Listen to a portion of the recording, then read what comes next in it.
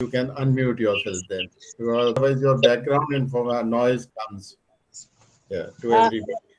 Sir, I just want to Please. Dumba and Mohammed, you are also a co-host, so you can enter the learners during the meeting. Yeah. Come again. Dumba and Mohammed, they are also a co-host. You are the co-host, so anybody wants to come, you can admit them. On top it comes, Okay. so All right. that All we right. do. Thank you. Thank you. Yeah, you'll help me in Thank you. and other students. So that's very nice. Okay. So yesterday, okay, we continue with Okay, our sir. MPA 002 Understanding Man-Made Disasters. So today is the last session, fourth session. So we will finish this today. And yeah, Gara Gara, welcome. Please unmute. Yeah, please mute yourself. That'll be nice. Okay, good. Uh, now, Hello, sir. yes, if you want to say anything, just you can say. Okay, Gara Gara, you want to say something? No, sir. I Ah, just want to say yeah. good afternoon to you. Okay, thank you very Yeah, much. thank you, sir. Yeah. So you can unmute. You can mute yourself so that background noise doesn't come. Okay. Okay, And okay, when sir. you want, anybody wants to talk, then you can unmute. So good. So let us continue in our MPA 2 course, Understanding Man-Made Disasters. We are talking about man-made disasters. We have already had 3 sessions and we understood what is man-made. We went on to, um, can you, anybody remember what type of disasters we had covered so far? Yeah, anybody would like to comment on the types of disasters we have covered so far? Uh, so today is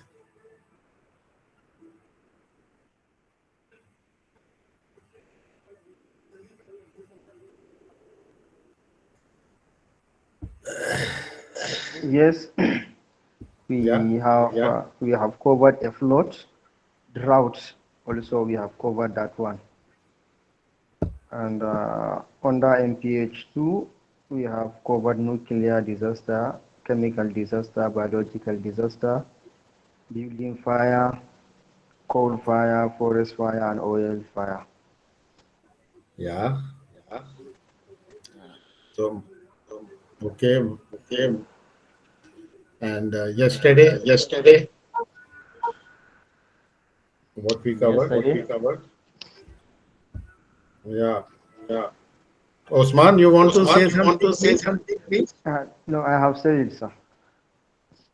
Yeah. We covered also water pollution and air pollution. Uh, please say again. We covered yesterday. We covered water pollution, air Only pollution, one and water person. Others, pollution. please mute your. Yeah. Yes. Now come. Yesterday we covered air pollution, water pollution, and Okay. deforestation. Okay. Very good. So we had covered. If you see the groups, one was on the uh,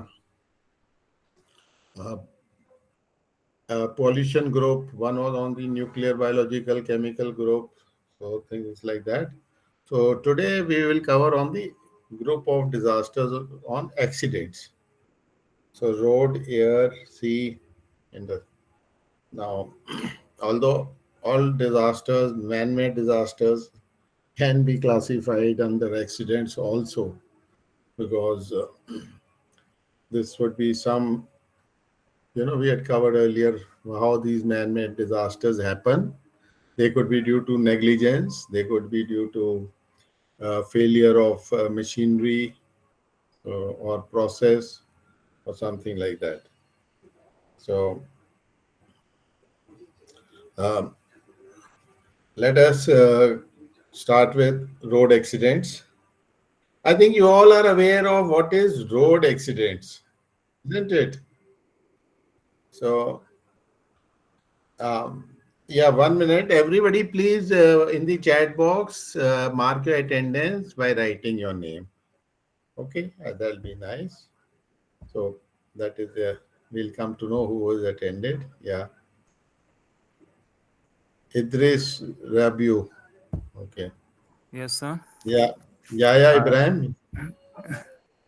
Yes. Road, UK, are we going to talk about rock accident? So, Yeah. rock accident actually can occur in a different ways. What I mean by different ways is that, for example, there are road accidents that occur as a result of negligence of driver, sometimes as a due to the having a bad road. Sometimes it may be due to the fault of the machine, either a car or a motor car, any Yeah. traveling machine. So it may be Okay. as a result of that. Okay. Yeah, it has to be on the road due to some problem on the road. Could be many reasons. We'll see that. Very good. But yeah. Okay. Yes, Yes. road accident can also be as a result of a head-to-head collision between two vehicles. It may be Yeah. due to the weather, maybe, or due to the rainfall, heavy rainfall, or due to a bad road, a pitch that a car can be, or a car will just lose control and hit people that are sitting by the roadside. So when do you classify it as a disaster? When will you say that this road accident has become a disaster? When there is a significant magnitude that may affect 10 people or more. Yeah, significant. What is the definition of disaster? Okay, you can unmute also. I will tell you that you have already studied the definition of disaster, so that should meet that criteria for a disaster, and that was one of the criteria was that the last point in a disaster that it requires external help. It is beyond the coping capability of the locals there and some outside help. So if it is in a village or in that, so you require the state to come in and help, or outside some organized people. Then only we will. That's what we are studying in disaster management course. We are not talking of small accidents, which in our country happens very often. Every day we see them. Two people colliding with each other, and then so uh, that really is not. But yes, that should also not turn into a disaster. So, any uh, road accident disaster you have witnessed? Can you come up with that? Any idea? Any example? Anything you have seen? Yes. Yeah, George Wisman. Yeah, Yes. I've seen a road traffic accident like where two buses collided and it led to massive deaths of more than how many people died in more that than accident? 20 people. 120 people. Yeah, that's a big disaster. Very And then sad. and then also and then also I don't know if that can be categorized under road traffic accidents, where we also had like a fuel truck that overturned and then later on sparked fire. Yeah. Yeah, So, then yeah, it led somewhere. to burning of the whole village, like the I think village. we covered that part in oil disasters. You know, Yes, when in the containment, it has gone out of containment. Containment could be a big truck which is carrying that, or a pipeline or something. So yes, you are right. See, these are we are studying now theoretically, but when you have to apply it in the practical sense, you have to use all the knowledge. Maybe it's a mixture of combined disaster, oil come road disaster. You know, So, like earthquake, there could be a fire with it, you know. So, or some local flooding has happened. Earthquake can cause, especially earthquake in mountains, the or landslides in mountains. They stop the rivers which are flowing because the mud from the hillside landslide takes place. It stops the river, so the river water keeps building up, and then that it becomes a dam. So it bursts then with the pressure when the water becomes too much, and suddenly a flash flood comes downstream. So landslide was the first disaster. This was the second, and the cause could have been also human settlements at these fragile places. Okay, so very nice. Okay, so okay, very nice. Very nice to understand. Please and yeah, mute yourself. Yeah, because the voice is sounding. Yeah, Adama Osman. Please mute yourself. Yeah, thank you. Yeah. So uh, now, as far as our your unit 13 is concerned, road accident, we have road accidents in India, causes of road accidents, impacts of road accident disaster management, road accident statutory provisions. Now, let me uh, tell you also one thing, that whatever is given in the book, please read it. The things which are in India also you must know, and the terms, the organizations, the names which are being used, you should understand them, that how it is related. And because then you may correlate it with your this thing, because in the term and exam, the questions are invariably from the book. That is your syllabus. Okay. So that's a just to inform you.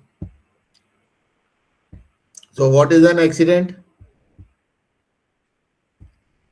Anybody would like to read to understand? Yeah. Hope. George, yeah, please read. Yes. An accident is an unfortunate incident that happens unexpectedly and is unintentionally, typically resulting in damage or injury. It is a man-made disaster and the eighth highest cause of death in India. Yeah.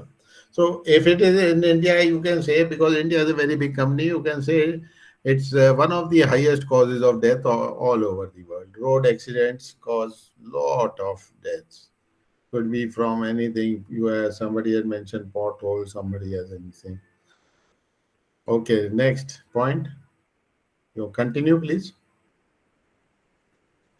You would like to read point A number road traffic accident (RTA) is yeah. any injury due to crashes originating from, terminating with or involving a vehicle partially or fully on a public road. Yeah. Next. Overspeeding is the primary cause of vehicle collision, especially in highways. Keeping our roads safe is not that difficult. It's not that difficult a task. Imagine if everyone follows simple safety measures and traffic rules. There will be no accident. Yeah, that's We another must very understand. important thing. Okay, We next. must. Fifth. Okay, sir.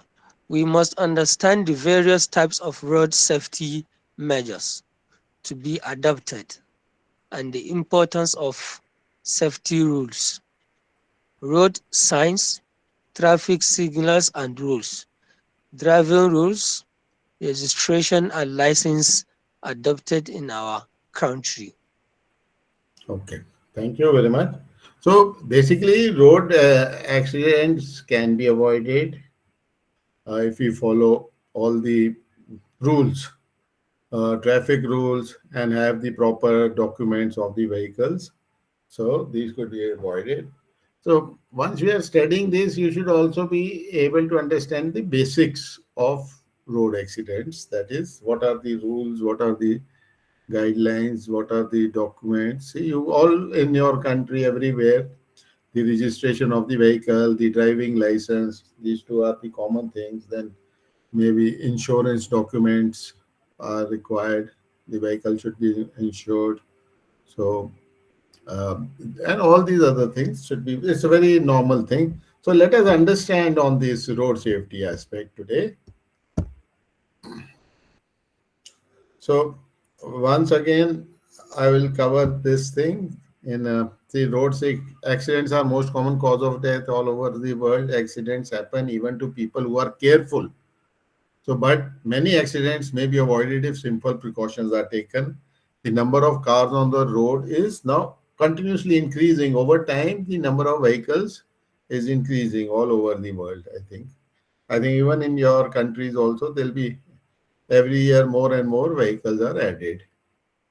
So roads are generally safer than they were earlier. Say there is development going on. So development, one of the things is infrastructure, highway infrastructure being developed. Better and better highways are coming up. So but sometimes there are poor design, poor maintenance, and speed bumps, which may damage tires, steering, suspension, and may contribute to accidents, particularly for motorcyclists.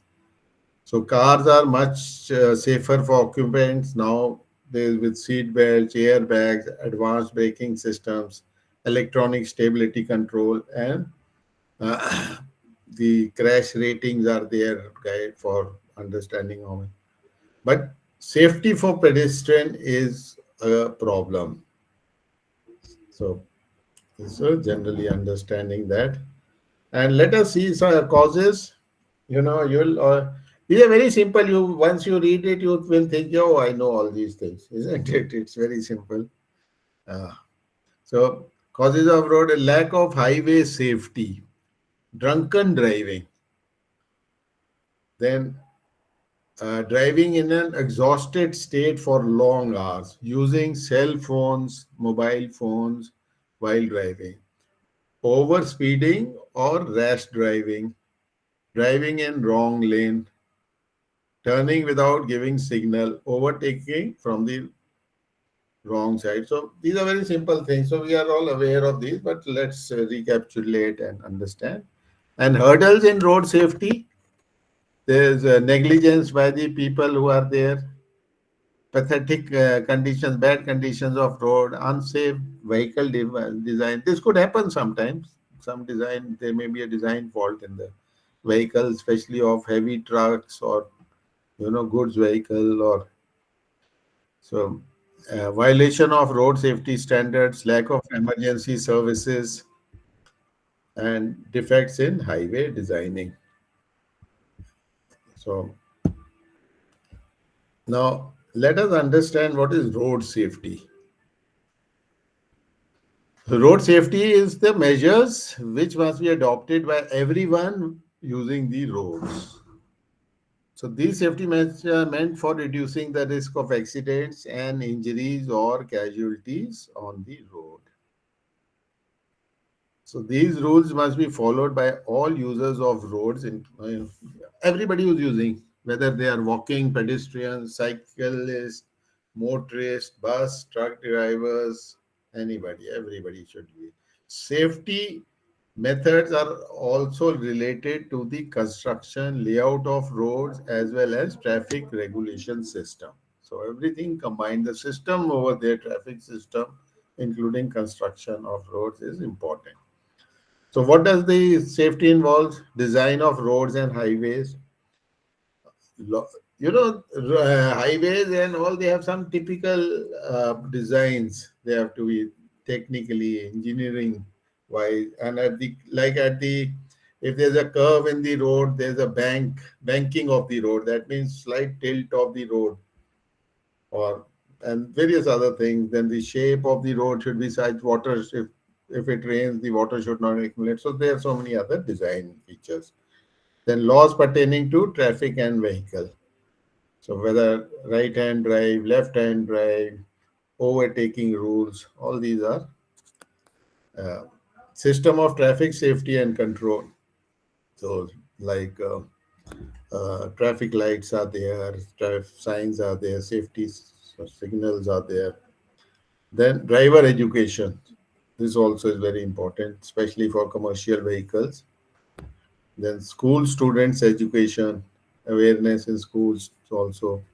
Mass education for the general public as well, because everybody uses the road, whether they drive or they walk or use cycles, bicycles or motorcycles. Then traffic regulation and road safety signs. Do you all know the traffic regulations and road safety signs in your country? I hope you all know. Anybody who doesn't know, please. Yes, sir. Yes, sir. Yes, sir. We know them. Yeah, that's very important. But do you follow it? That's a question. Yes, sir. We Yeah. do sometimes. Sometimes, why not every time? Then that other times you don't follow, it could lead to an accident. There are also some other things that are not going on right, especially with the. I don't know if that is the role of the construction companies or the traffic. You come closer to the mic, please. Then.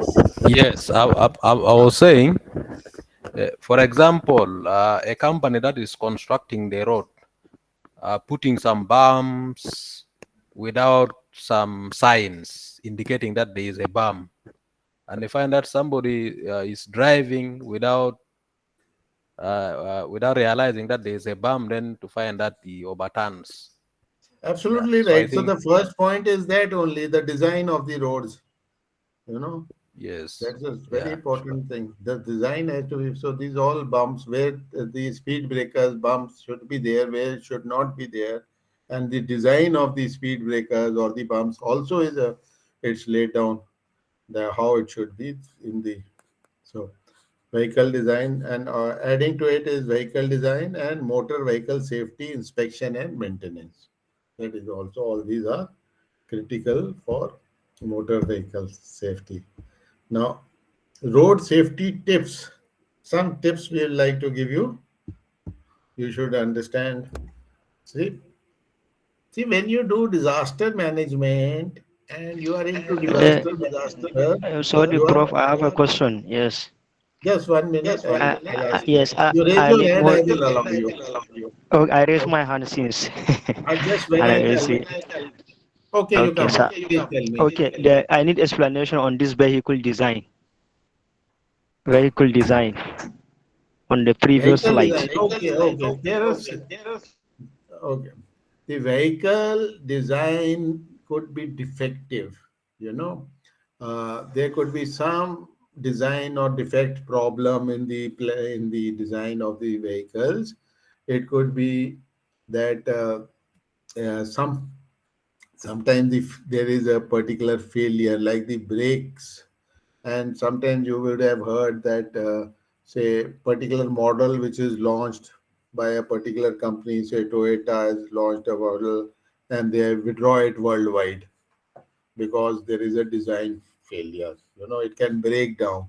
So these breakdowns, if it engine can stall, engine or uh, airbags design may not be good, then later on they find, when there are some accidents, they do the studies, the authorities do the study and they find, then they take the remedial action. So these are design features. Airbag itself is a design. Every vehicle will have, you can't fit one airbag into another. Size of the wheel, again a design feature. So a lot of things could be there.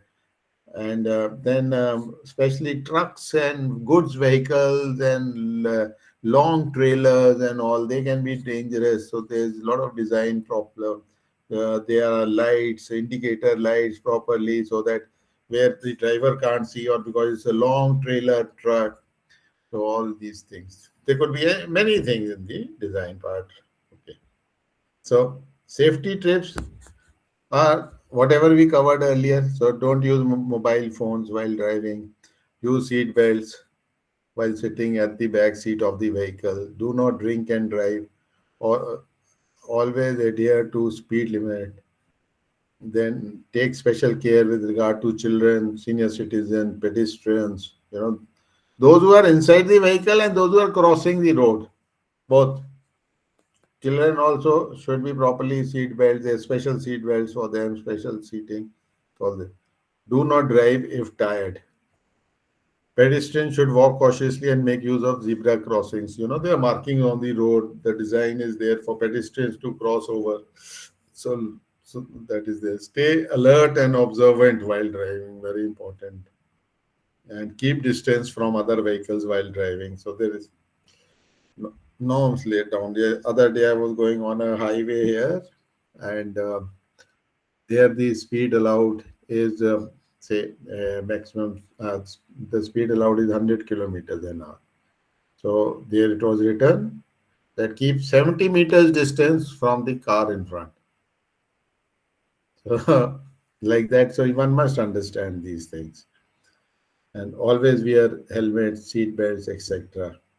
Yeah, George, you want to ask something? Okay. So let us see some features again. Yeah. Yes, George. Can you hear me, sir? Yeah. George, what do you want? Tell me. Can you hear me? I want to be Yes, sure. yes. Okay, cool. Yeah, I just wanted to comment that road accidents are done through different factors and several factors, as we have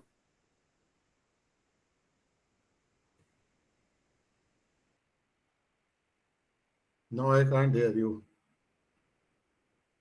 highlighted, and I'm happy that one of them was inability to put road signs when the construction companies are working on the roads. That's another factor that has been covered. And also, I was looking at usage of cell phones, which is now very rampant. People use cell phones carelessly when driving, and so on. So I raised my hand earlier before you put all these topics. So I'm covered. Thank you so much. Okay. Yeah. So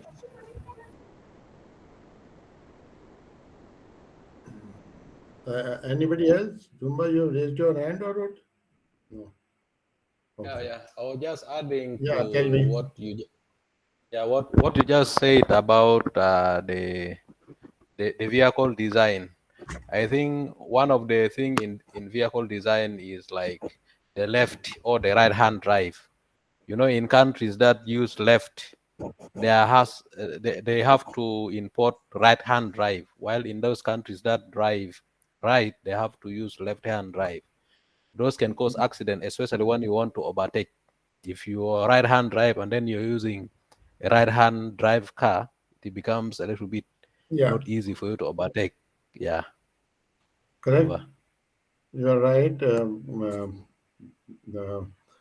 That would be also, see, they are overlapping. This is you have brought out a point that if you import a vehicle, it should be as per your country rules and regulations. So we had covered a point under having for the road rules, like regulations, and all should be followed. And other design factor, all these other things. Yeah, definitely it is there. You should import that type of vehicle only. And these days the companies are making both all types of vehicles, especially for export. Like in India, it is left-hand drive. So the steering wheel is or the vehicle will be on the right-hand side. But the vehicles which are being exported to countries where there is right hand drive, so the steering wheel is on the left, so they make that way and export it. You're right. Okay, your observation is good.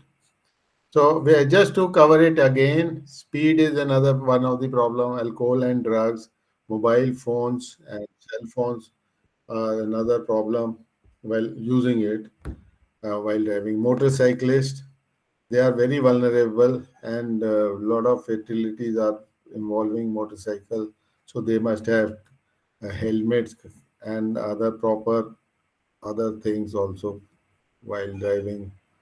So, and cyclists, so they should follow the proper rules on the, if they are cycle pathways, they should be there. So that is another thing.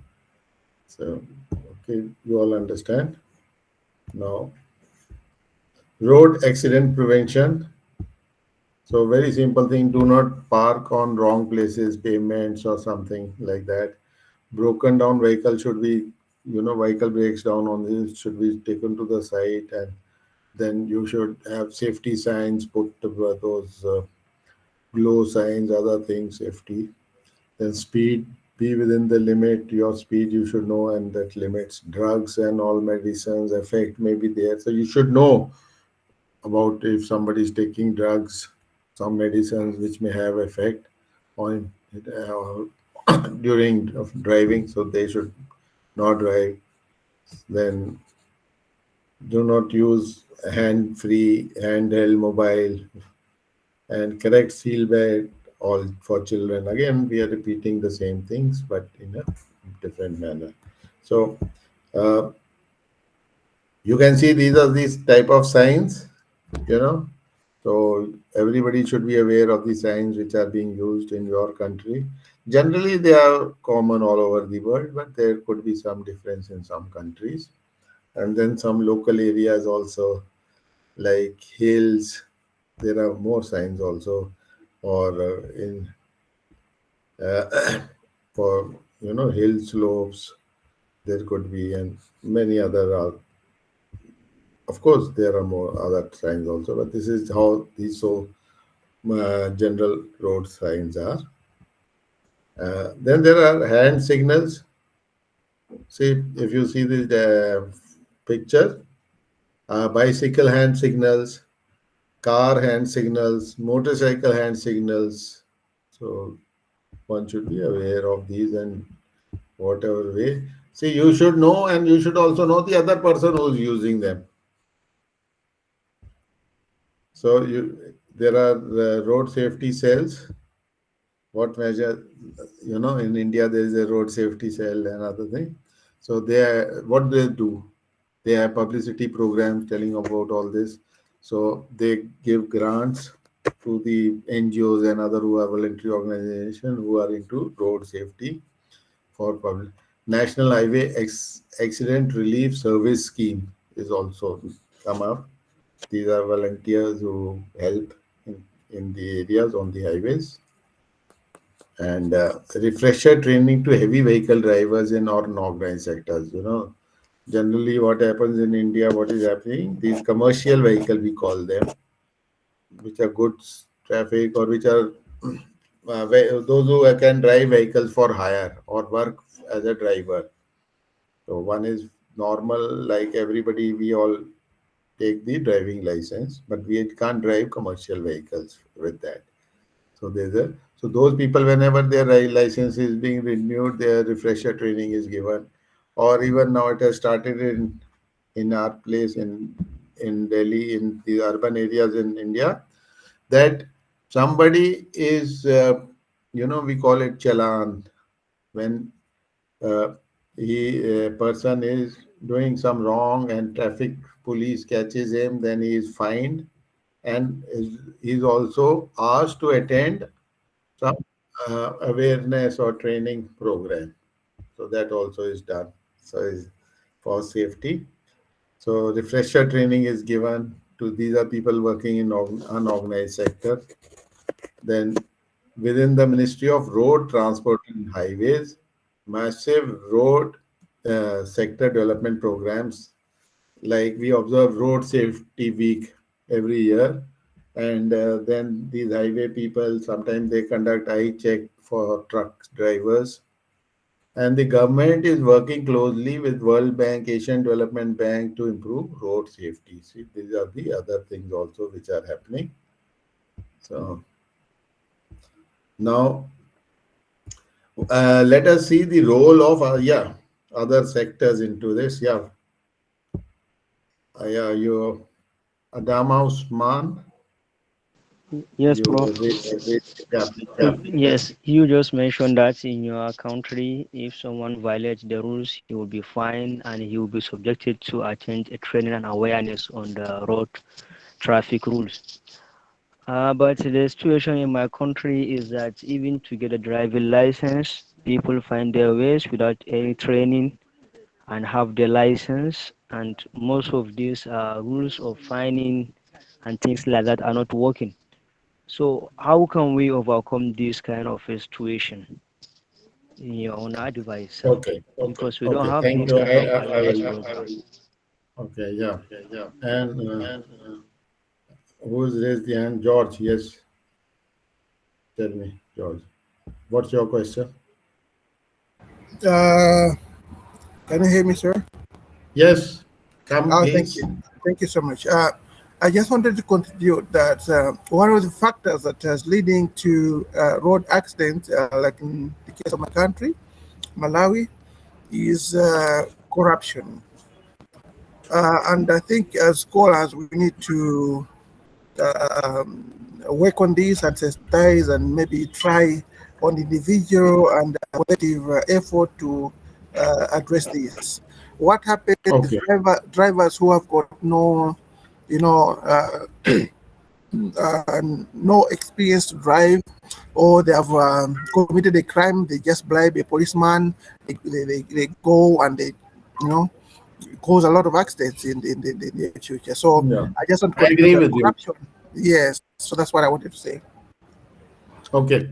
Yeah, both of you have brought out very valid point. See, now I'm very happy that at least you are thinking on these things. So it is happening here also, but now it is reducing.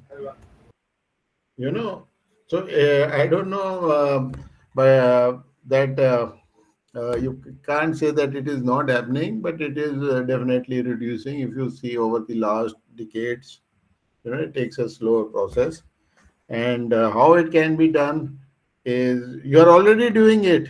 One of the ways by studying disaster management. So you are becoming knowledgeable experts in your area, and hopefully you will apply this learning into your daily life, into your this thing. So more people learn about these things, they become aware, isn't it? So you will have voluntary organizations. Maybe we have some organizations here. They are too less, but at least the work is going on. It is not that everywhere things are very good. Some places corruption is there, bribing is there, and people are not following the rules, or all this is there. But I want to tell you is that, see, we carried out so many things about how to stop it, means what awareness is there, rules, regulations. So let's see another thing. What is the role of various people or various organization into this, and what they can do? So you can see here first. Let's role of government. So when, develop stricter road safety policies, generate funds for road safety awareness, stricter enforcement of rules by government, building better roads and highways. This is what the government's job is. So when you are the government, you join in the government, it's your job to look after these things. Please do it sincerely. Problem is they are not doing it. So that's why these problems come in. So as you learn, you become aware, people are more educated, more aware, they will do. And these are the people only who will be joining the government, various department services. Then what is the role of community as such, of the people? You accept the road safety rules, regulation, and policies. Participate in road safety awareness drives to enhance people's knowledge about road safety. Isn't it? So you can carry out a road safety in your own village, in your own community, locality where you are staying outside, or in your school, or in your office. Okay. So that is another thing. Then education sector, schools, college, all these, they can Include road safety modules in the school curriculum. Impart road safety education with the help of experts in this area. Then impart effective driver training for learners as well as existing drivers. So you can. So I'll just come up, ask you. Just let me complete this much. Then role of media. Communicate road safety messages through print and electronic media. They can have articles in the newspapers on this. They can have shows on the TV on this, on the radio programs on various aspects. Call the experts, call the authorities for a interview of this thing. Yeah.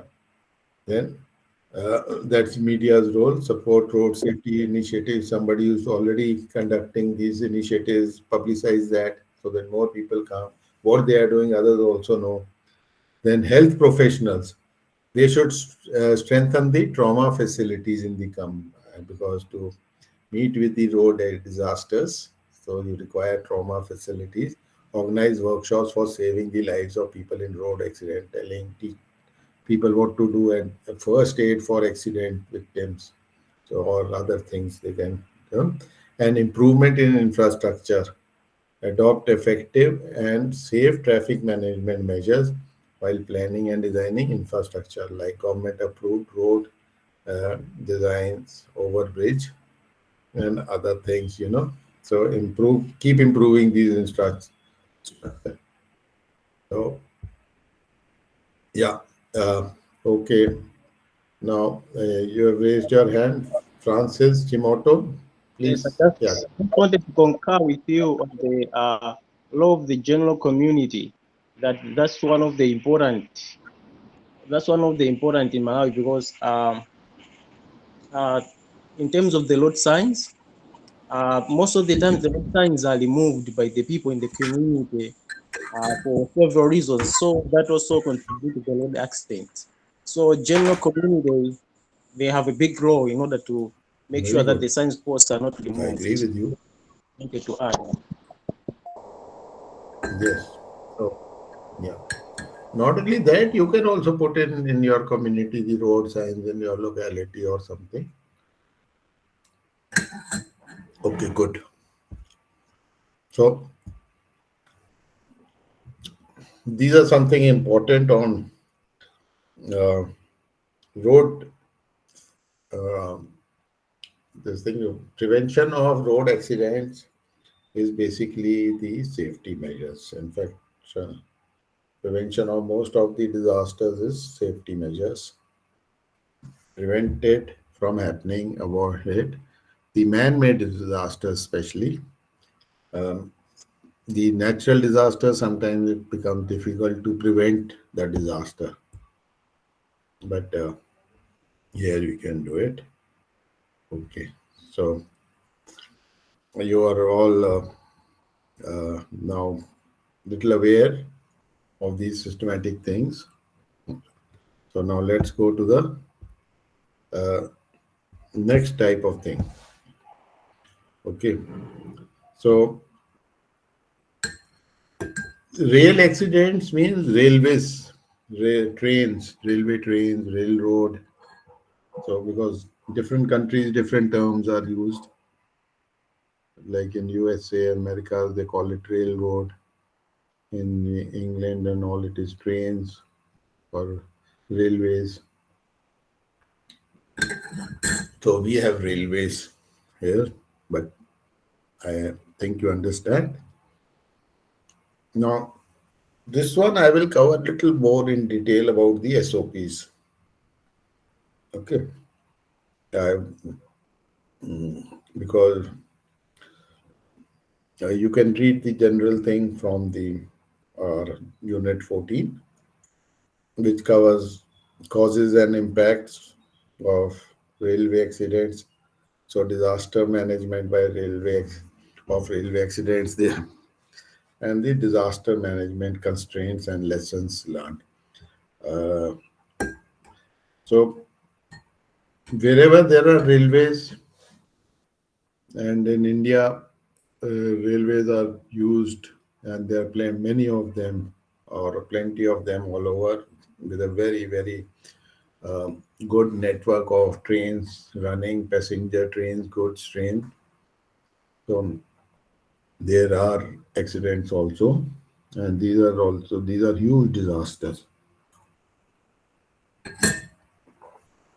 So I've taken from the what I'll be covering here today is from the Indian Railways manual, which is very well made. In fact, Indian Railways are very efficient. They are very old, very efficient also, because otherwise there'll be total chaos. You can't run the uh, railway system, the trains, they will never run. So they have to be very efficient. Of course, there are problems come up and that. So, what is these railway disasters? Okay, firstly, tell me, are you all have you anybody has seen a railway disaster? Yeah, yeah, Adamu. Yeah, yes, there are, for instance, some few months ago, there was a railway disaster whereby some hoodlums went to the railway and removed some of the tracks. And Mm-hmm. the driver, unknowingly on speed, he ran into it and the train fall down. Okay. So, There what were was the many damage, casualties. loss? How Yes, much? there is loss of properties and lives. But Yeah. So, very good. So, yeah, Abbas Nasiri, you want to say something, please? Yes, sir. Can you hear me, sir? Yeah. Yes, Hello, yes, sir. I can hear you all. Yeah. I experienced a train accident because I'm living close to railway station. So there Just was a come time. closer to the mic. Can you hear me, sir? Yeah, you're Hello, sir. okay. Now, yeah, good. Yes, Now you yes, sir. can. I've seen the train accident, sir. I'm Okay. living close to the railway station. So there was a time the train missed the lane. So the red line. So there is one accident, but it's not that fatal. I've seen the accident. So, why do railway accidents? One was that somebody removed the railway lines, you know. So, when you saw the accident, Abbas, why it was the accident? What was the cause of the accident? Yeah, the cause of accident is the rail line is not that good, so Rail maybe line. need to be repaired. Yes. Hmm. Okay, thank you. Now, so what is a railway disaster? Anybody would like to read this definition? okay. Yeah, Mohammed, please. Okay. Yeah. Um, Railway disaster is a serious train accident or an untoward event of grave nature, either on railway premises or arising out of railway activity in that area due to natural or man-made causes that may lead to loss of many lives and or grievous injuries to a large number of people and or severe disruption of traffic, necessitating large-scale help from other government, non-government, and private organizations. Yeah. So this gives us the understanding of a railway accident, about disaster. So it's a so this is very nicely covering, and so what are the types of railway disasters? So disasters in railway is a serious train accident caused by human or equipment failure, which may affect normal movement of train services with loss of human life or property or both. So now this includes both natural and other man-made disasters. So in our Indian railway system, they have classified it into this natural disasters, train accident related disaster, and man-made disasters. So, uh, so we will discuss these three types in detail to understand them, how it happens, and what are the causes for each. In Indian railways or railways, they work on very good rules, procedures written down, which is known to their various people, which they have to follow.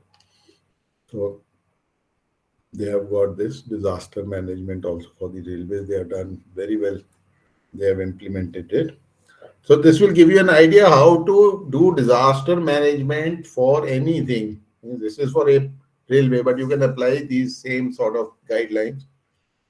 Definitely change it for that specific thing. So you can do that. So, and one thing is there, okay, in India, what we have is that we have a Indian railways. So the country has one railway. It's divided into zones. So there are zonal railways, it is called. So there are about 7, 8 zones, being a large country. So there's a Western Railway, Western Railway, Northwestern Railway, Southern Railways, Southeastern Railway, Eastern Railway, Northeastern Railway, like that. Central Railway, these are the zones. So under the zones are the divisions. So a division could be approximately one state, but they could be overlapping also. They could be more than one state also. So approximately it does not follow boundaries of any administrative boundaries of the other state, but they have their own depending on the network of railway. So they call it division. And so there's a national, zonal, and regional level. And under a division would be a number of railway stations with railway line in between and other railway facilities. So, in a division, there is a GM, general manager. So, one thing which is laid down is who can declare that this is a railway disaster. An incident has happened, which is a disaster. And once they declare, so it becomes a trigger mechanism. So everybody, once it declares, everybody, it's given that these general managers, assistant general managers, or chief security officers, CSO is chief security officer, at some places, say zonal or other, depending on type of disaster. All instructions as contained in disaster management plan would automatically come into force. So there's already a very good written disaster management plan at the of the Indian Railways, where it gives out all the policies. Then for each zone there is separate, and then for the divisions also. Okay, so this is a very interesting thing. I will cover it up now. First, we'll see natural disasters. So, natural disasters are like earthquake, flood, cyclone, landslides, tsunami, etc. Now, the civil engineering department at the field level and on the divisions gets information through advance warnings sent by respective government departments on the possibility of floods, cyclones, earthquakes, landslides, etc. You know, earthquakes, it's not possible that it could be coming, but then in earthquake, there could be earthquake prone areas, you know, that type of mapping is already there. So these are, but flood and cyclones and other things could be warning comes, would come from the normal in the country or the local, wherever it is, their system. So they are integrated. So depending on the gravity of the disaster crisis calamity expected, the information would be passed on to divisional officers through the emergency control which will act as the incident command system. So I think later on in some other course, in the response course, MPA 4 or 5, I think, we will be covering this incident command system. So we'll cover it there in detail what it means. But that is a command system, control how to for a disaster. So where train operations have to be suspended or regulated, the operating departments would be suitably advised. And then after making the train regulation plan, see, the train have to be regulated. There's always a regulation plan, so this plan can be changed that depending on the impending disaster. The divisional control would advise the commercial and security department for management of the welfare of passengers. Alerts to the passenger would be issued through the public relations department of the railway in the print and electronic media. So there's a change in the plan, means the trains could be cancelled, diverted, route change. So this has to be informed to the public also. And alert to passengers would be issued in the print and electronic media. So newspapers, it will come, and the TV, it will come, radio, it will come. So DRMs, divisional railway managers on the divisions, shall ensure coordination among the department for ensuring running of train services, including relief specials. So we also have relief trains at all the important places. There's a relief train, special trains are kept to, if case of a railway disaster, these are immediately moved from the sides for help. So they can come from both the sides. Railway line is there, so it is a long thing. So only trains can come on. So they come near the place, and then they come with the aid, medical, all. It's already in that. These are special trains which are there. So and coordination with the integrated operation centers of the Ministry of Home Affairs and National Disaster Management Authority or National Disaster Relief Force would be through the emergency control of each zonal headquarters. So each zonal will have a control room for natural disasters. Now for train-related disasters, train accident-related, first we said natural disasters. So train accidents are like collisions with a large number of casualties, train marooned,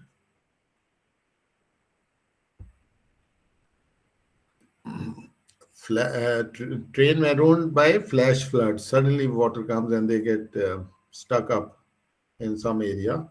Derailment at a bridge over a river, or coaches falling down from the bridges sometime. Train washed away in cyclone. Cyclone may come and it will wash it. Derailment of a train carrying explosive or highly inflammable material. Let's say petroleum products are being carried by a train, goods train, which are specially made for carrying oils. Tankers are there on that. So, and that gets, or some explosives are there. Load is like that, hazardous. Tunnel collapse on a train. In the hilly areas, there are tunnels. Or fire or explosion in trains and other miscellaneous cases.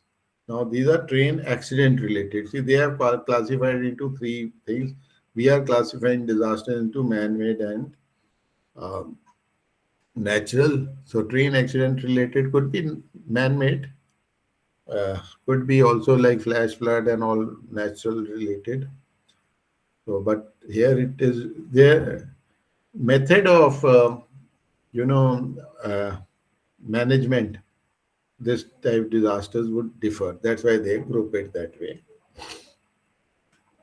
Because if it's natural disasters, generally you'll get advance warning through the various systems, and you can stop the train into going into the disaster area. But accident related, you can't do. The accident happens, so you immediately the help has to be given. Now, man-made disasters.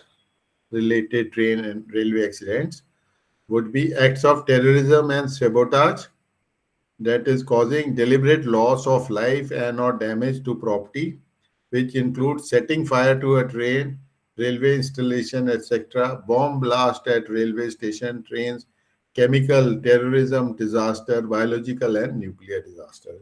Such types of disasters would be man-made. And different forms of terrorism fall under this category. So wherever, in India, these types of problems are there, terrorism, and the trains are passing through, and this risk is high. So then they have in each of the train armed guards. There's railway protection force is there. There's existing. So a lot of security is there with the guards, and generally also, the trains are passing through um, decoyed infested area, or so that the thieves are there. So in the trains also, such important trains, the railway protection force people are also traveling for security, and they may be armed also, armed people with their weapons. So different forms of terrorism fall under this man-made disaster. Major role has to be played by the security department. So man-made disasters, the role would be of security department much more, who will coordinate with the state governments and where required with the paramilitary force and other forces. Security control of the division will act as the incident command system. So in this case, the incident command system goes to the security control, whereas in the other cases, the incident command system would be the controlling of the zone.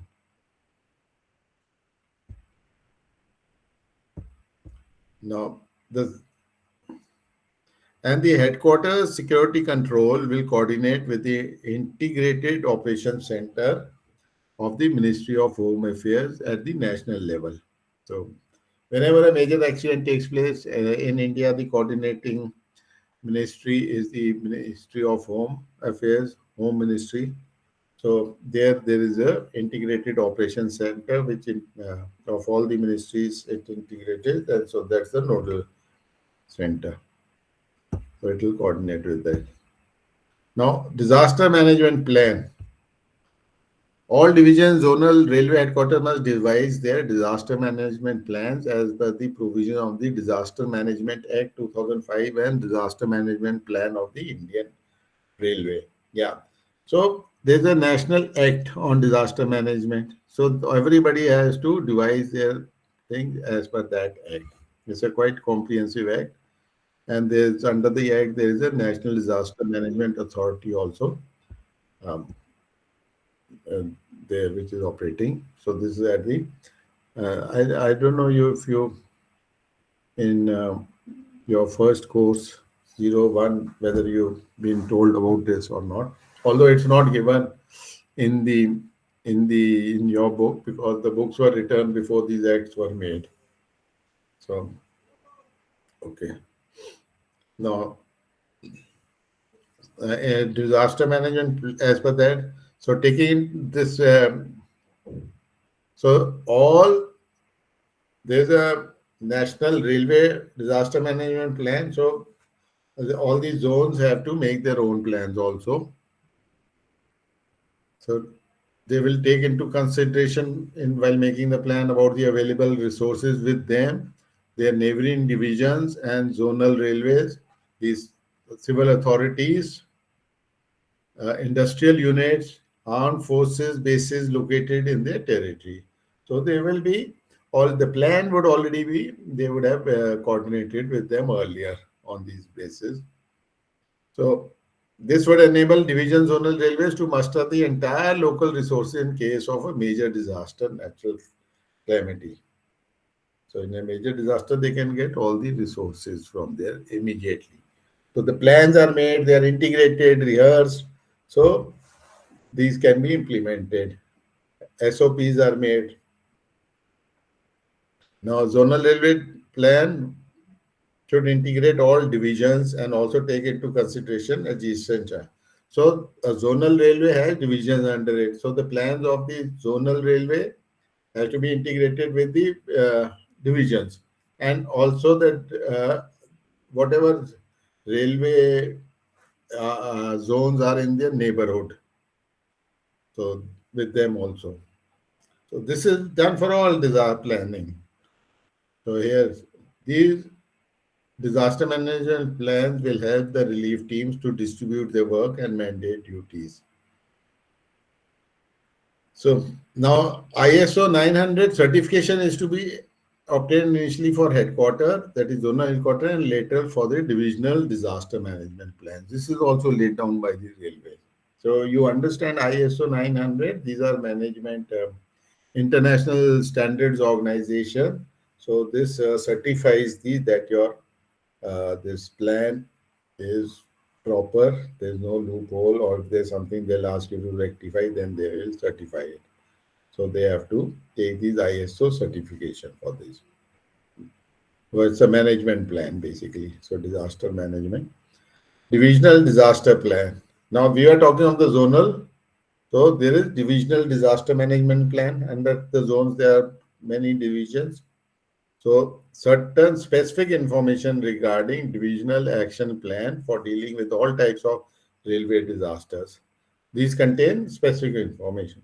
Because as the plan goes down lower, it becomes more and more specific to that area. As the plan is higher, it will have policies, budgets, finance, resources, coordination with the national other authorities. So there's in fact, one of the courses you'll be having on planning also. So that will also, this will help. And you can take a project, in some of you would have taken, and making a plan for your area, for your school, for your hospital, for your place you are working would be one of a good idea for a project. Okay. Now, at headquarters level, disaster management plan have information common to all divisions of zonal railway. And so actually, it can't be that the zonal plan says something and the division says something else. No, so it has to be well interlinked and coordinated between each other. So action items along with their progress will be detailed for all types of railway disasters. So more centric towards prevention, mitigation, and preparedness than rescue and relief. So this is another very important aspect. So now handling of a disaster. So this is also very interesting.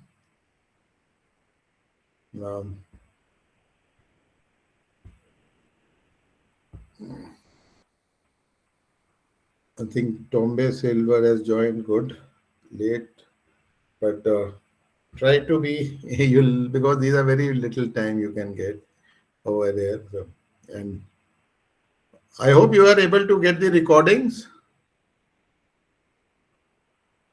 No? Yes. LMS, some recording. From my side, no. Have you checked the LMS? I cannot You access have this checked LMS. Okay. Mine, I can have, I can access LMS, but the audio that display are for other courses. Audio is not good. Okay. Yeah, the same is from my side. I also check LMS. I get different audios from the course that we have. Okay. Thank you.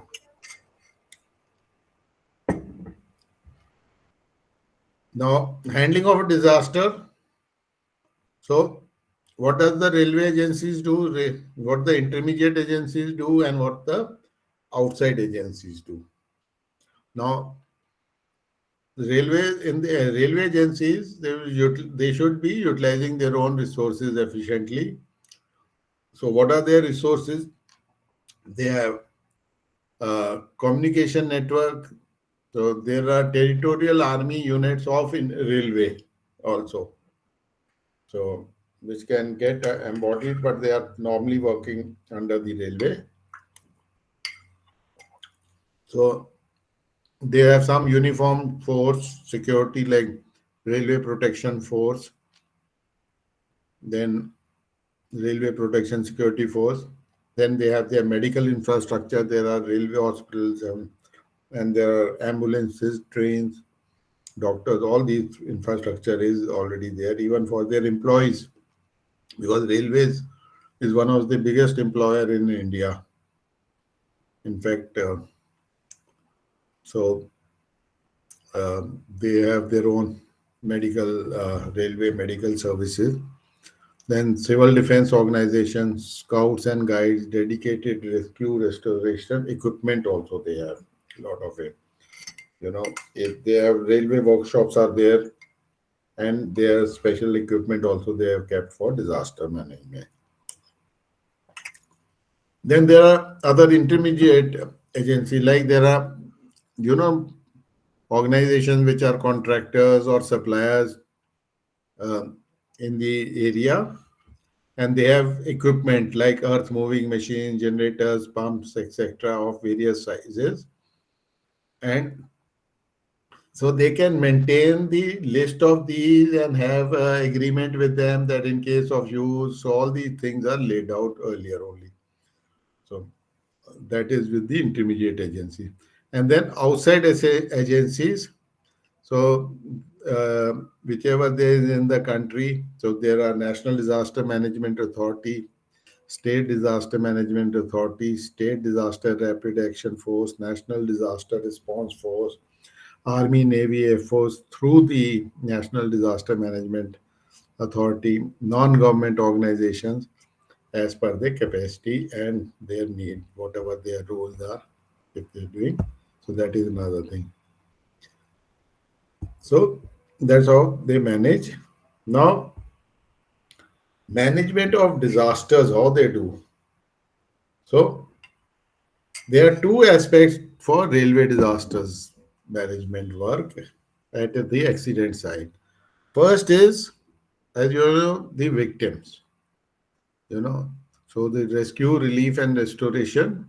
You have to restore the railway traffic also. Other when the accident takes place, because after some time another trains have to pass, so that will be, so they have to make some sort of arrangement so that the train, because whole railway traffic in that area is stopped, and also in addition to the other thing, so they have to simultaneously take action for that. They may lay some bypass line or something else or route, so that, so rescue, relief, restoration is carried out by one set. There's one set of people are there they in this plan.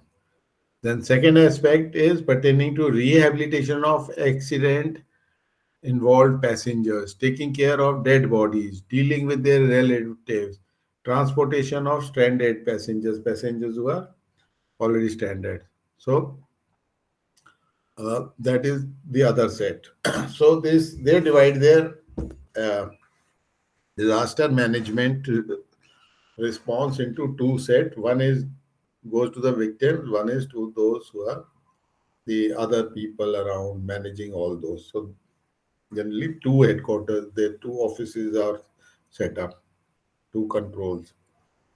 So now they follow the golden hour rule, management to save lives, and site management. These are the some issues which you must understand. So let us see what these are. Uh, Anybody who's aware what is the golden hour rule? Have you heard of it earlier? Yeah. No. So read it. Anybody would like to read this? Yeah. Okay, please read. Tombe, you want to read? You read. Tombe Silva. Yes. Yeah. Yes. Okay. Yeah. Golden hour rules. One of the rule talks of the basic principles of trauma management is speed and expediency. Most trauma patients die of shock, which comes from sluggish or non-existent circulation and the resulting chemicals changes in the body. 2. Therefore, critical trauma patients should be given medical care within 1 hour from the time of accident chances of recovery, survival reduces drastically, even with best medical attention given thereafter. Third, this period of 1 hour is known as the golden hour. Four, during golden hour periods, patients should be provided with a treatment to arrest bleeding, shock relieving, and artificial respiration, and keeping them in recovery position. Thank you. Yeah, okay, very nice. So this is what is golden hour, the first 1 hour, because what happens, the blood flow in the army, in the body of a victim, because railway accident, they will have physical bodily injuries, severe trauma. So trauma management, they have the speed and expedient. They have to use whatever is available. They can't be taken to proper places or something. So within that 1 hour. So this is what is trauma management, because after 1 hour, if there is a lot of bleeding going on, or let's say some other thing is there, so the changes will take place which are irreversible. So then it becomes difficult later on to do. So even emergency operation on the strike may be there. So all these things have to be brought and catered for in the plan. So these medical help will be there, would be very important. Like flooding is there, so drowning, or somebody who's been drowning, so he has to be immediately resuscitated. No, or like, okay. So now second is management to save lives. While rescuing the injured or dead, it is necessary to take firm and quick decisions to save lives. So in such places, the first thing is to save lives. Mechanical department shall discharge dual responsibility of extricating injured passengers and dead bodies from coaches and toppling these coaches whose search has been completed. So this responsibility of extricating the people, victims from the coaches, because coaches get mangled, very badly shaped. If they, doors and all get blocked. These are, as it is, steel coaches.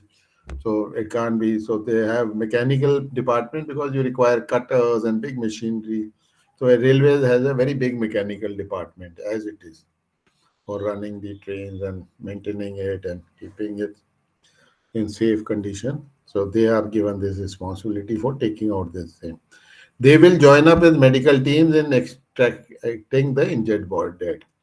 The basic steps for quick and effective rescue and relief operations are: one, rapid access to the site of accident for searching of victims. So that rapidly they have to come to the site. Quick extrication of victims and effective on-site medical management. That everything has to be done very fast. Expeditious extraction and shifting to rescue vehicles.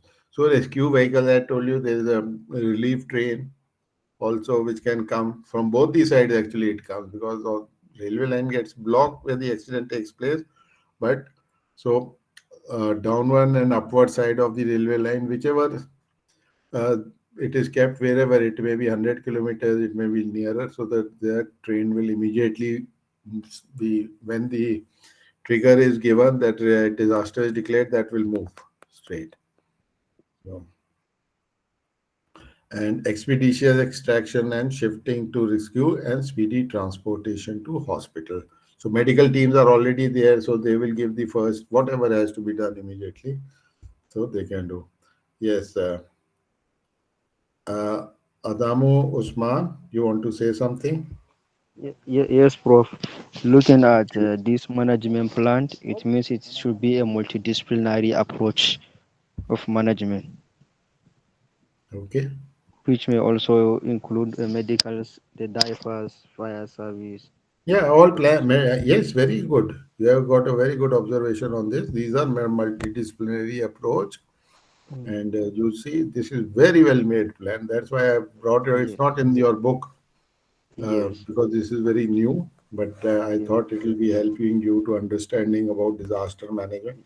All other plannings you should base it on this type of. It's very okay. detailed and all. Yes, and so triage also must be used in this situation. Right, yes, medical, that is a medical term. So when you are doing this course on disaster medicine, I think MPA 6 or something. So Okay. there you'll be told what is triage. So they do it. Naturally, doctors are they are very well trained into disaster management. I've been interacting with them a lot. In fact, for many years. So they are now these systems are very good. Okay. Third thing is the site manager, which is important in railway disaster management.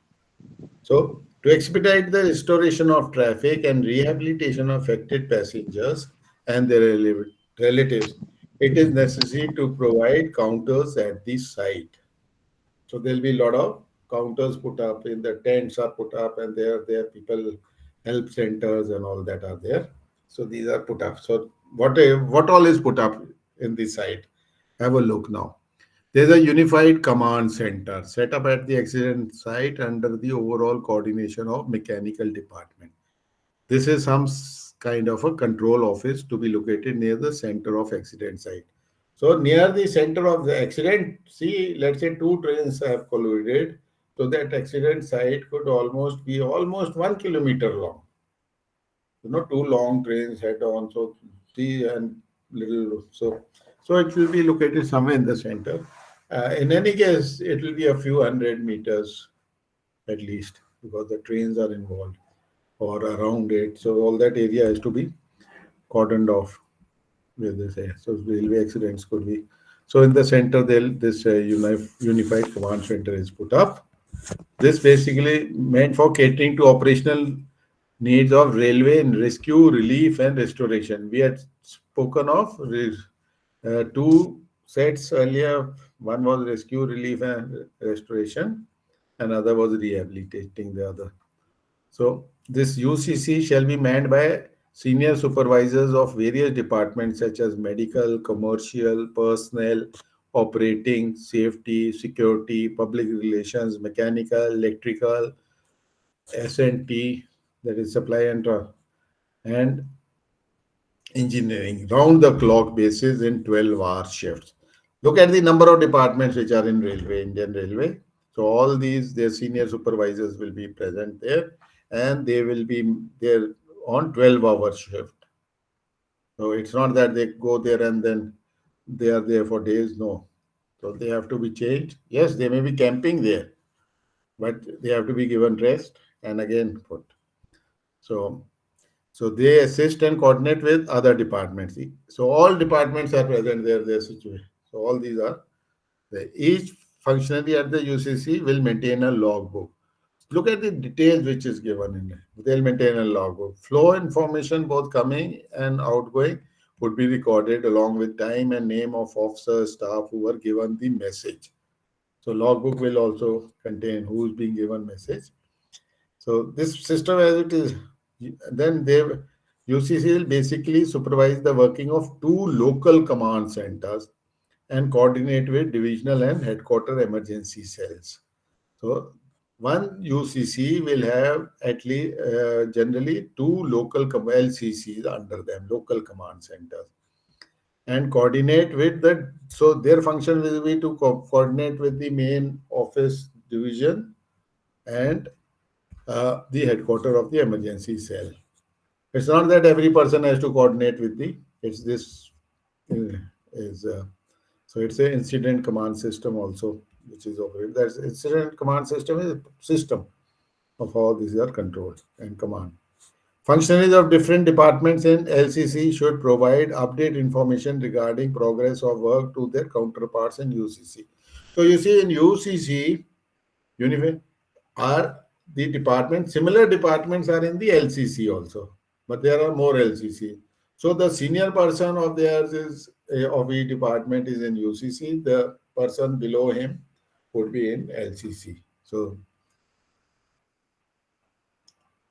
now the LCC, these should have facilities like lighting with generator backup, communication with divisional emergency cell and headquarter emergency cell, along with other communications, satellite telephones, fax, photocopiers, uh, these computers, loudspeakers, etc., whatever is required should be there.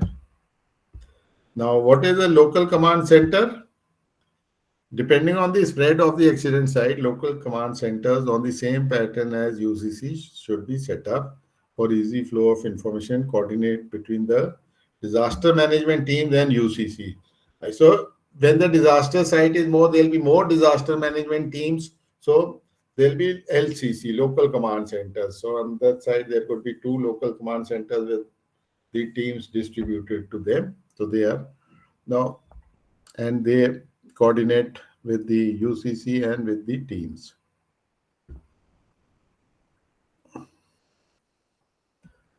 So LCC generally covers an area of 300 to 400 meters.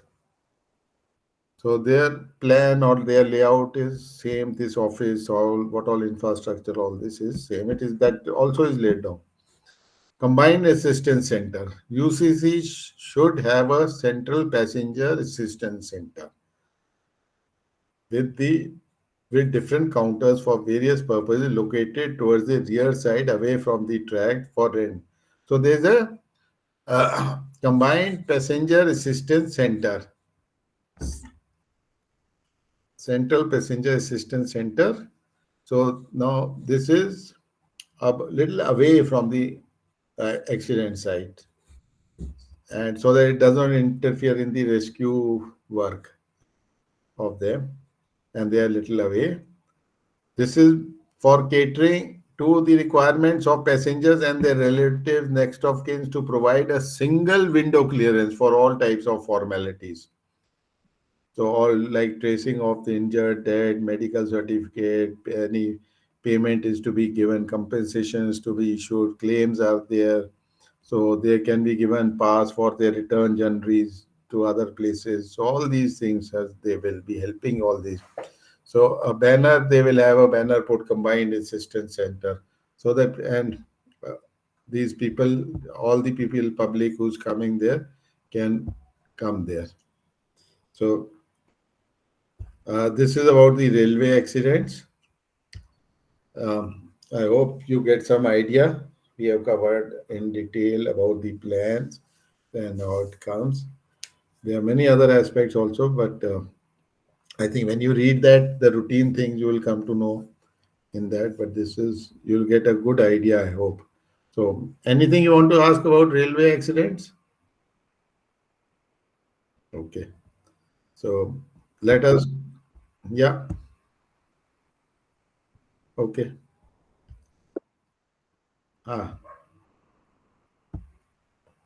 Yeah, tell me.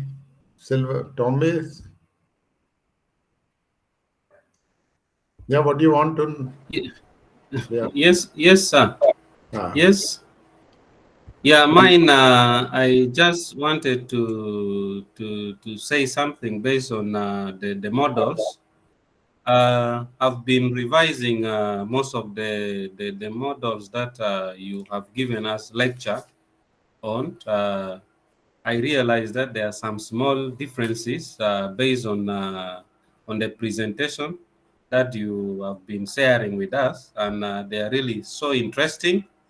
And I'm really happy that it is easy for us to understand it compared to the detailed documents that are shared in the LMS. And my request to you, as we are moving forward, for us to better understand most of the units, I'm suggesting that if they can share this for us, it will be really very okay, as time is also against us. And after this, I know we will be preparing for definitely for exam. Okay. And for students to prepare ahead. Okay, we need to have this. I've got your point. I will do something to share it. Either I will give it to our coordinator or anyone is a student coordinator amongst you for this course, or one of you can. We have not yet selected, but we have our chat box, the WhatsApp. One can share for us also. you can just nominate anyone, can share to the rest of the students. Okay, you have a WhatsApp group Yeah. that is within the students or with the faculty also? No, the WhatsApp group is from the faculty. It is being coordinated by Okay, okay. I'll tell you what. I'll give you my email. One of you or two of you can send me. I'll send. Then you can share it with others. Yeah, I think that is much better. Okay, I'll just in the end I will give you. I'll give it in the Okay. chat. You can note it down. Then send me the. Okay. Okay, thanks, sir. So now let's quickly go over to air accidents. So air accident unit 15. So we have got very little time left. So I will quickly cover this thing because see what I am covering is not really in your book because this will give you a better idea. Book I know will be because book has been very old. I mean always the book becomes old and disaster management is such a thing that things are changing very fast world over. So what is aviation accidents? Let us start with air accidents and disasters. It's a very serious air crash in which a lot of people are killed or injured. So what all it could be? It could be planes crashing. It could include other aircraft such as helicopters, ultralight gliders, etc. No, Tombe, I will not. You have to email. I will not. After this, I don't. Actually, I don't have much time. I have to take other class also, other work also. Okay. So I'll just give it here. Don't worry. You note down. Send me an email. Okay. Then I will send it on. Reply on that only. Okay. Send a request on that. I'll just share my email also. So you can note it down.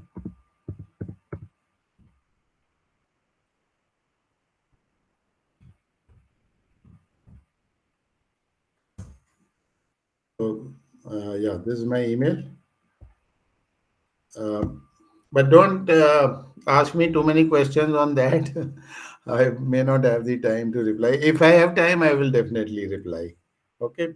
Yeah, you want to do a project? You want me as a guide for the project or anything? You can give my name.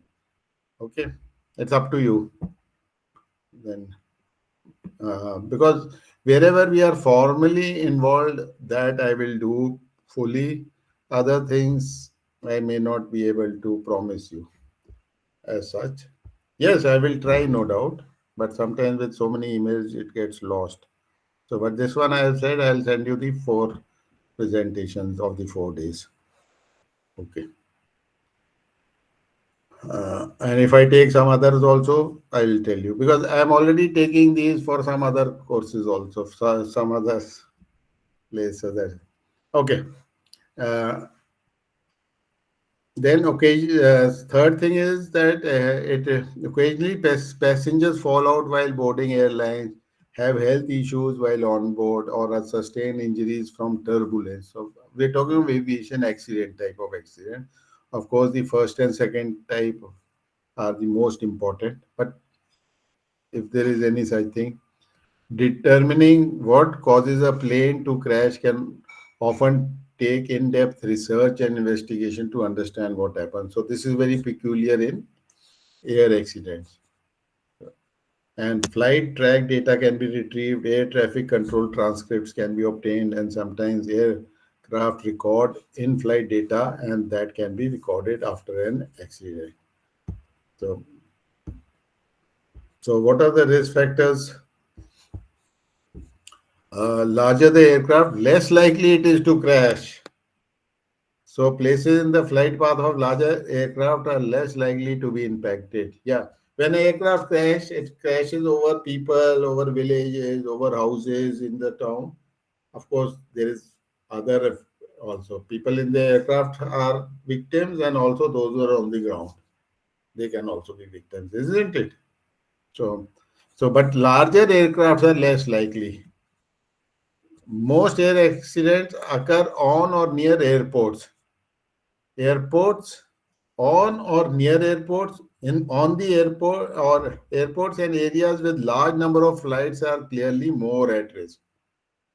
So if there are more flights coming and going in from aircraft, the risk is more.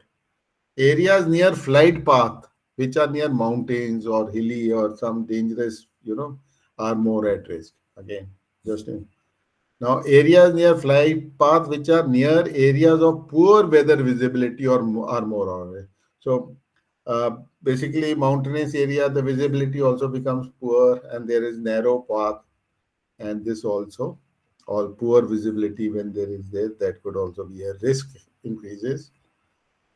Uh, then areas near aircraft training stations, because there will be trainees flying up and down, and these are areas near military missile and artillery training areas. Naturally, they'll be firing their own weapons or these bigger weapons.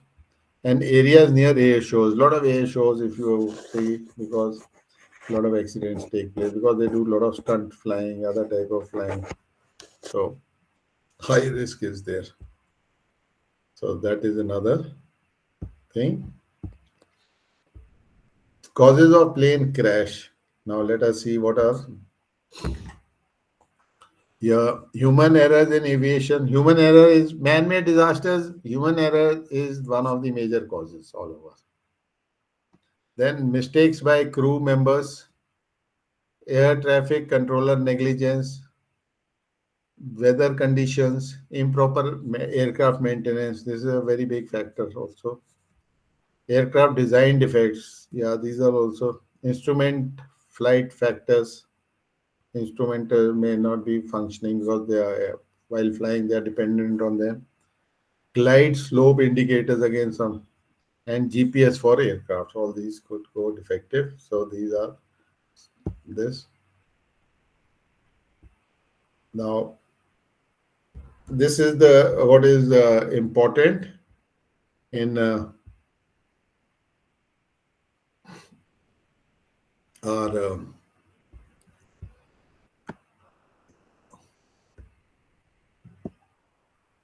aircraft accidents. So now let's see if one more is left is sea accidents. Now what is sea accidents? Yeah, anybody would like to?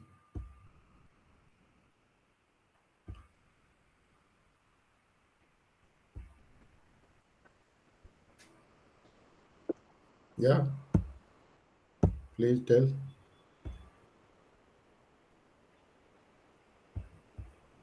Okay. Yeah, tell me. Yes. See accidents. These are collisions. Can be maybe ferries and any accidents that happens in in the sites of the seas are regarded as sea accidents. Okay. We are very nice. So what sort of accidents could take place? Any accident which is in the sea. So what is there in the sea? Yeah. Accident in the sea can caused by waves, water waves. Yes. Maybe the boat also have sides. It can also be as a result of terrorism, whereby some people will just show the Attacking ferries and the big sails. One person, please.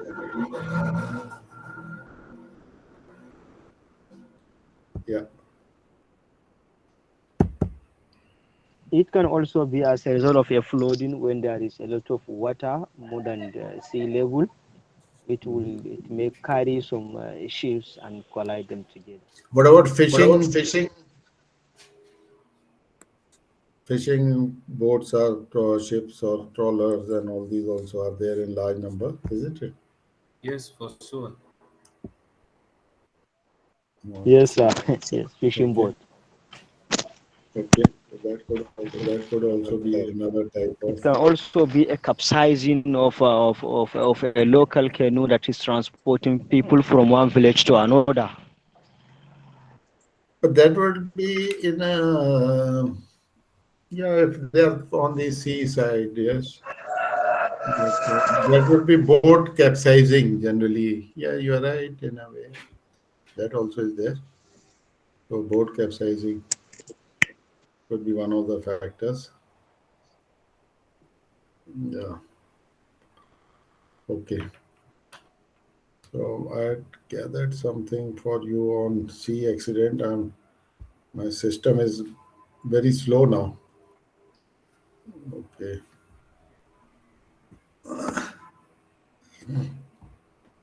Maybe the system is tired. Okay. Yeah. Everything gets tired, eh? Yeah, you will be right. Sometimes. Oh, six. Let me, if I get it.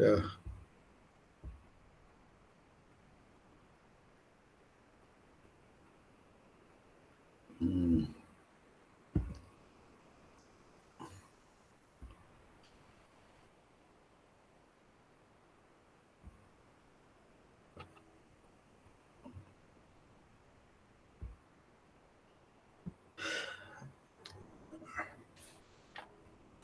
So we'll finish the time meanwhile. Okay, never mind then. Okay. So you want to ask anything else meanwhile? Yeah. Any other question related to this or something else?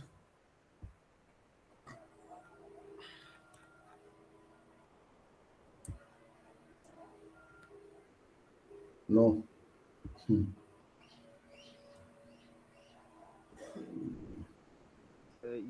Yes, sir. Yeah. Like this air accident can also be attributed to a weather condition, like maybe when there is a Hamatan season, when the Weather, sky yes. will be Yeah, dark. we have mentioned, we mentioned the causes of the accident. accident.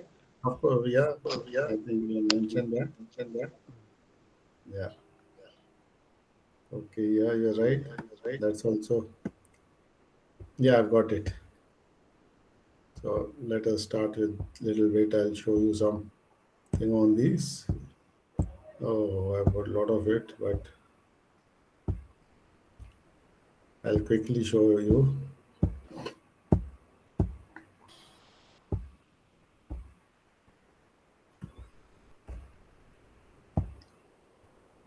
Casualties. Yeah. Okay. So the system is back.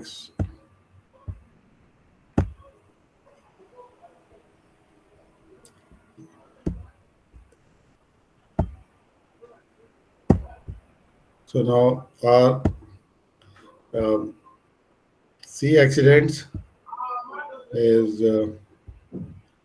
yeah, it'll come. Yeah, it's come now. Okay. So this is what all is in your unit. That is the part of the syllabus. But let us go over this sea accident. Sea is the most dangerous workplace. People are working there, isn't it? A lot of people into the sea. Marine accidents have been occurring ever since men started to sail. That is since long time back. Okay. So by the middle of 19th century, the navigational standard emerged primarily as regulations for preventing collisions at sea. So first it started with preventing collisions at sea. So there were marine standards made. And since century, about 100 years back, you can say marine accidents have resulted in uh, effort. Yeah, there have been a lot of marine accidents have happened, but the yeah, you can say they have happened in the marine industry, shipping construction, shipping system reliability, and onboard operation. Okay, no, this is the efforts to improve them. So these have been accidents have been happening a lot in the marine industry, and the efforts have been there to improve firstly the construction of the ship system, the system inside. A lot of these days, especially a lot of electronic and technology is there. And then third thing is the onboard operating organization. There's on a say big ship, passenger ship, tankers, a lot of people are employed over there. So aiming at reduction of marine accidents. Any accident at sea, in harbor, or in inland water involving life or loss of life results in pain and suffering.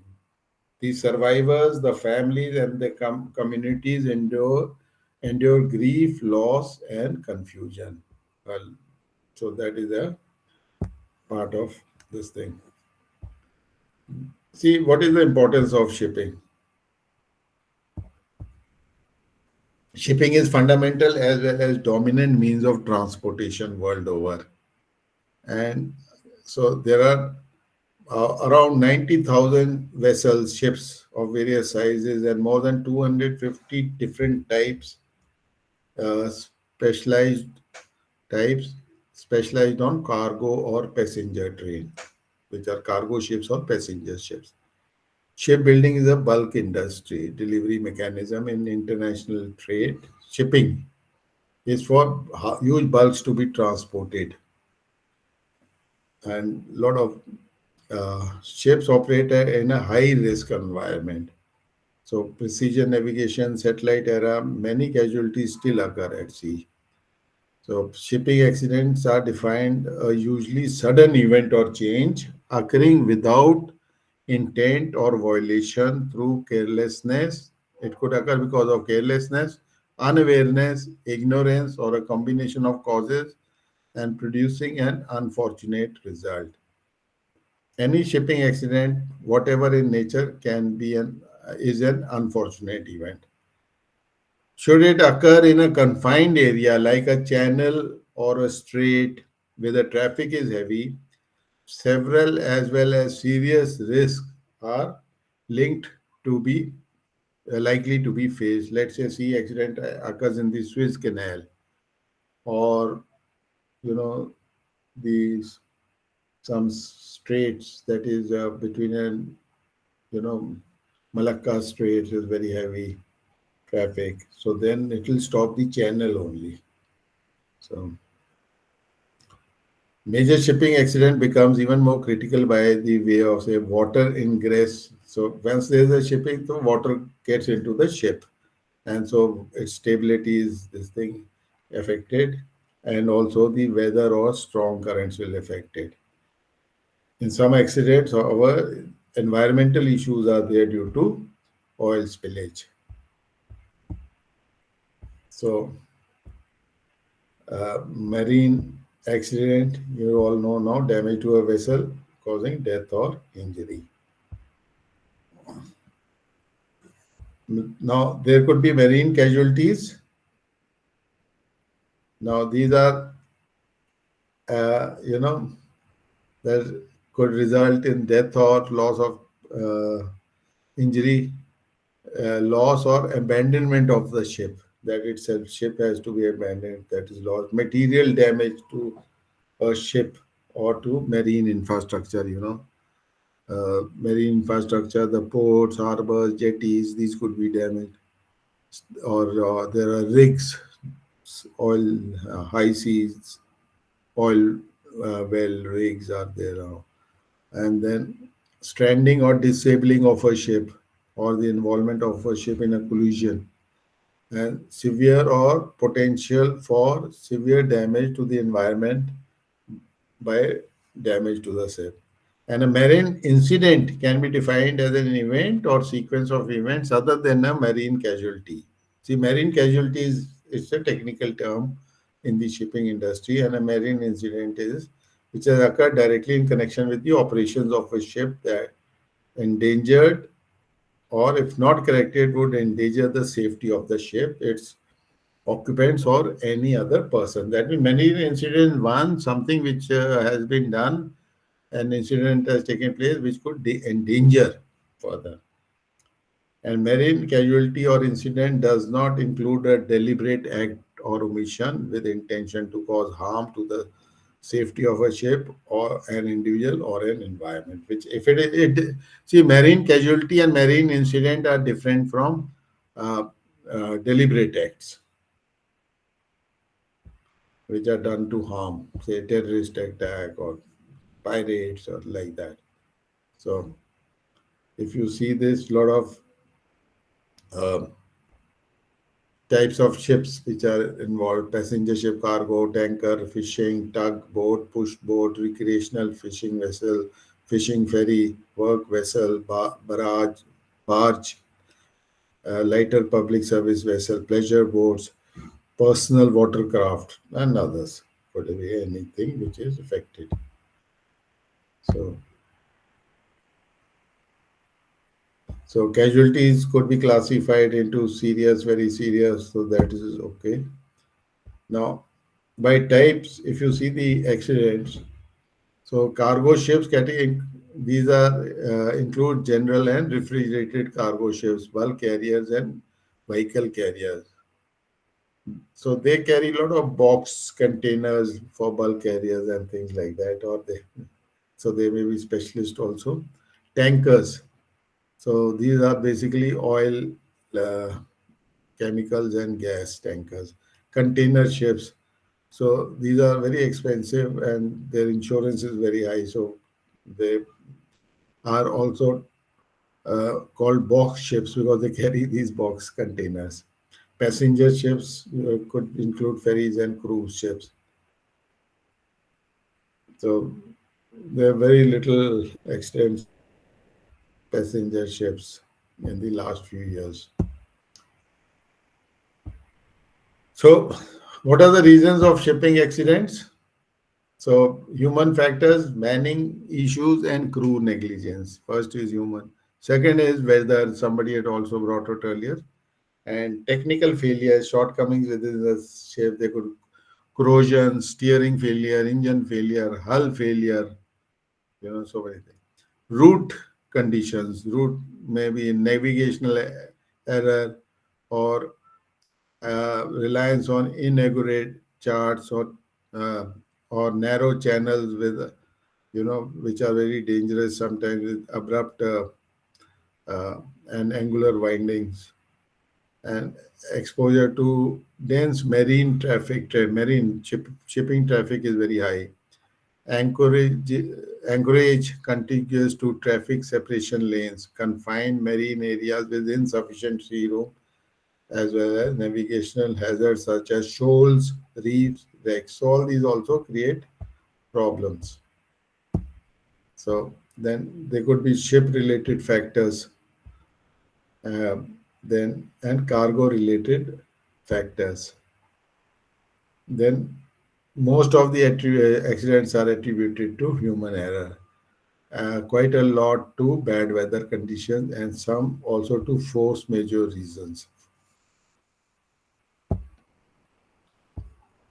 Now, could be the human factors if you see all this? Uh, these are fatigue, stress, lack of maintenance, negligence, routine, addiction or alcoholism, navigation errors, working conditions. And technical factors, no equipment or malfunctioning, use of unsafe fishing gear, lack of safety equipment or survival. And external factors are the weather situation. So,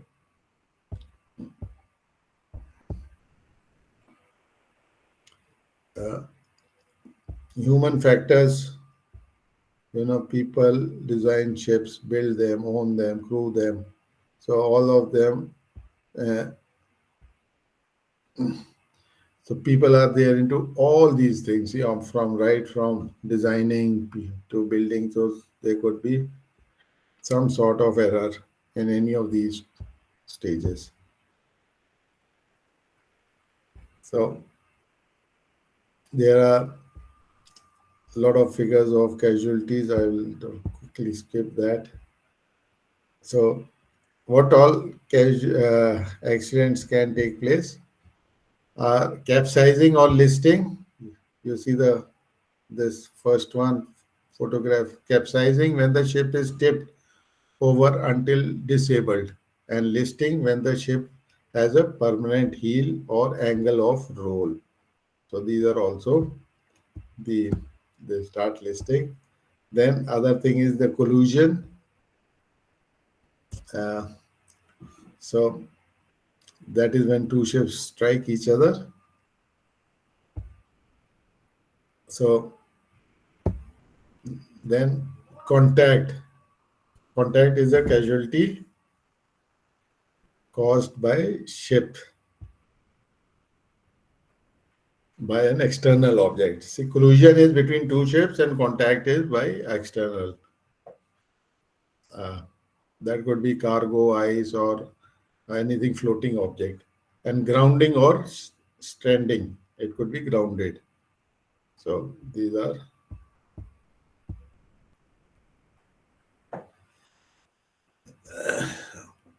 so some of the reasons why it is that the officer on duty is not on watch, keeping failure of or critical navigation aids in fog. So these are the causes which could be there. Misinterpretation of bridge information. So these are very technical of the technical working of the ship, the procedures there.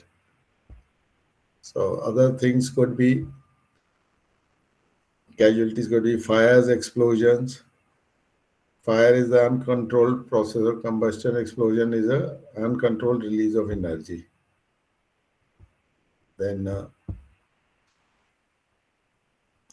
so again, you can see the type of casualty events are arson, galley. Then galley is where the cooking and all is done, so there could be a fire there. Engine rooms, laundry, cabins, fire starts in cabin due to cigarettes, candles, electrical equipment. So there could be a lot of this thing, other reasons also. The main reasons was this. There could be other thing also. Mooring, decking, bunkering. All these are the process where the accidents has been observed in ships. So other type of casualties you can see is foundering is considered when the vessel has sunk. Then flooding when the water enters the vessel on board. So it has taken water. It's called ship is taking water. Now, other type of casualties are hull failure, loss of control, missing. A casualty to a ship whose fate is undetermined with no information about these. Non-accidental events, intentional events, these are acts of war, criminal acts, and illegal discharge or intentional discharge of polluting substances, oil, and other obnoxious substances. So preventive measures. There's a article, it's Code of Conduct for Responsible Fisheries. So there are many laws, other things. So these have been compiled by FAO, ILO, IMO, all these organizations, international conventions. So most of these rules and regulations are international conventions. So safety improvement is one aspect. So establishing risk communication, safety awareness programs, publish, distribute safety, so a lot of established vessel manning and watchkeeping criteria, right, from rules and other things. So basic safety in a ship, these equipments are there: safety helmet, shoes, goggles, muffs, safety harness, life jackets, life rafts. So all these are should be also there on the ship. So this is generally about the little bit, and the we have finished with our time, but still you want to ask anything, you can please tell me. Okay, so I think I'll take after a few days another course of yours. So till then, we can, uh, I think, uh, have a break now, and you can send me an email. And whoever sends, please also write that you will be giving it to others. Okay, so one or two of you, please decide and send me whatever. Okay, but send me the email today itself. So afterwards, I won't be able to interact. Okay, then should we close?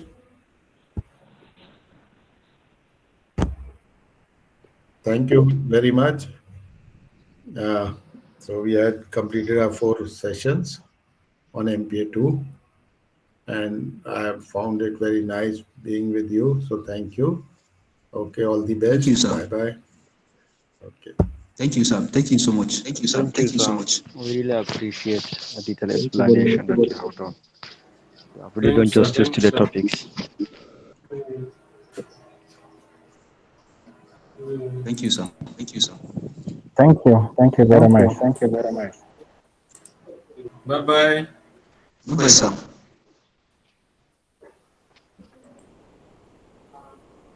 Yeah, be careful. Oh. It seems like you are on a ferry driving.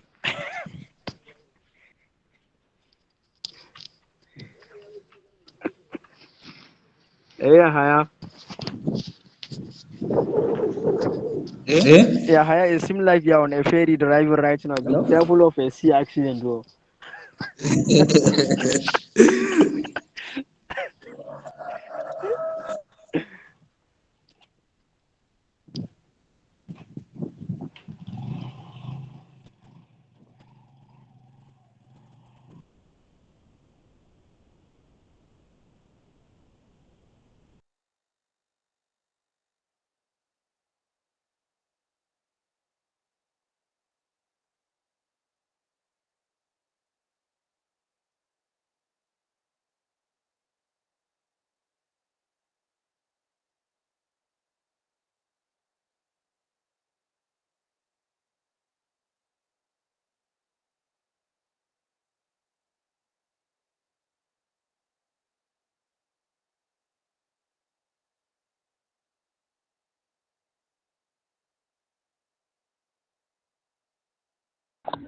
Guys, can you remind me when the exams is? Okashatu. Okashatu. Yes. When is the exam? When is the exam? The exam, yeah, the man-made disaster exam. Yes.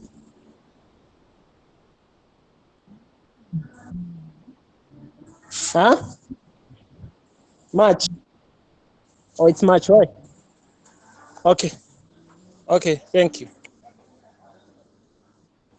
How do Exam we access timetable, the recorded video?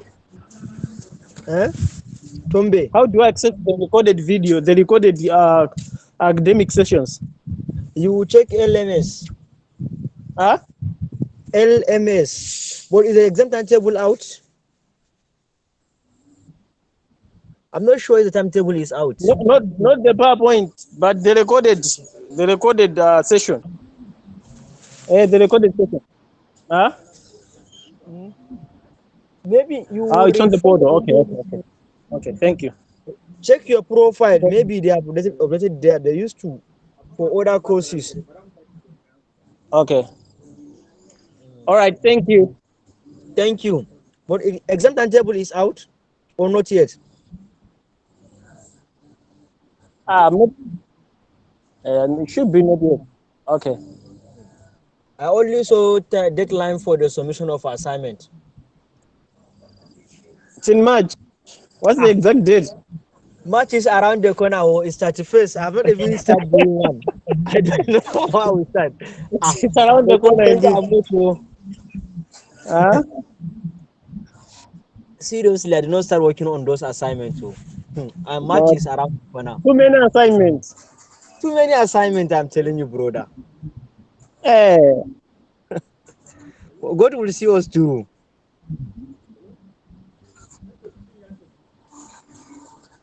Okay, so bye-bye, guys. What? Take care of yourselves.